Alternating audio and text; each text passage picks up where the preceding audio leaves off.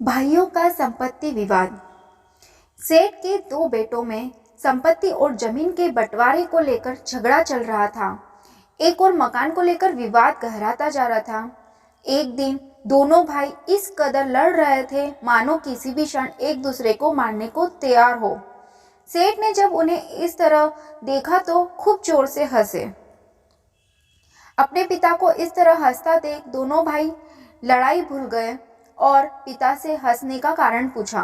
पिता ने कहा, तुम जमीन के एक छोटे से टुकड़े के लिए इतना लड़ रहे हो, इसे मेरे पास रहने दो और मैं तुम्हें एक अनमोल खजाना दिखाऊंगा।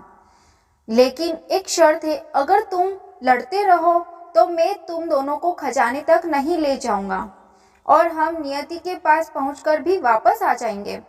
दोनों पुत्र ने खजाने के लिए एक समझौता किया कि चाहे कुछ भी हो जाए वे युद्ध नहीं करेंगे और पिता के साथ यात्रा पर निकलेंगे।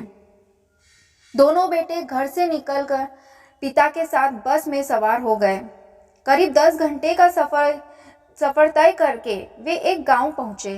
फिर सेठ एक बहुत बड़े भवन में ले गया जो चारों ओर से वीरान था। जब वे हवेली में दाखिल हुए तो सेठ ने देखा कि हवेली में कई जगह पर कबूतरों ने अपना घोंसला बना रखा है। यह देख सेठ रोता हुआ वहीं बैठ गया। बेटे ने, क्या हुआ, क्यों रो रहे हो? रोते हुए उनसे कहा, इस हवेली को ध्यान से देखो जरा। याद करो कि तुम दोनों ने यहाँ जो बचपन बिताया था। आपको शायद याद न हो, लेकिन जब आप छोटे थे तो मैंने इस हवेली के लिए अपने बड़े भाई से बहुत लड़ाई की थी। उस समय मैं जीता था, मुझे यह हवेली मिली थी, लेकिन मैंने अपने भाई को हमेशा के लिए खो दिया क्योंकि उसने मुझसे नाता तोड़ लिया और रहने के लिए चला गया एक दूर देश में। फिर समय बदला और एक दिन हमें भी यह हवेली छोड़नी पड़ी। बेटा ध्यान से सुन रहा था। तभी पिता ने पूछा, बेटा यह बताओ कि हम किस आसन पर बैठे थे जब हम यहाँ आए थे, क्या वह सीट हमेशा के लिए हमारी होगी? दोनों बेटे एक साथ बोले, बस की सीट हमेशा के लिए हमारी कैसे हो सकती है? बस का सफर चलता रहता है और सीट पर यात्री बदलते रहते हैं। हमसे पहले कोई और बैठा होगा और कल कोई और बैठेगा। क्या रखा है उस गद्दी पर जो पल भर की भी हमारी है? पापा हंसे और फिर आंखों में आंसू भरकर बोले, मैं तुम्हें यही समझाने की कोशिश कर रहा हूँ कि जो कुछ तुम्हारा है कुछ देर के लिए तुम्हारा है। तुमसे पहले उसका मालिक कोई और था। कुछ समय के लिए तुम हो और उसके बाद कोई और उसका मालिक होगा।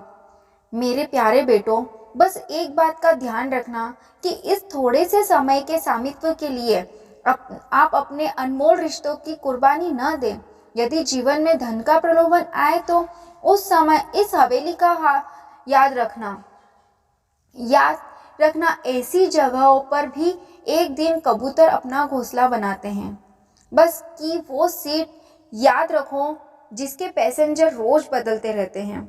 उस सीट के लिए अपने रिश्ते की कुर्बानी मत दो। दोनों पुत्र पिता की बात का अर्थ समझ गए और रोते हुए क्षमा याचना करते हुए उनके चरण में गिर पड़े। इस कहानी से हमें यह सीखने को मिल रहा है, हमारे पास जो भी दौलत है, जो कुछ हमारा है, वह कुछ देर के लिए हमारा है। कुछ देर बाद मालिक बदल जाता है। दौलत के चक्कर में कोई अनमोल रिश्ता मत खोना। दोस्तों, यह कहानी आपको कैसी लगी हमें कमेंट करके ज़रूर बताइएगा और हमारे वीडियो को लाइक करें एवं हमारे चैनल को सब्सक्राइब करें।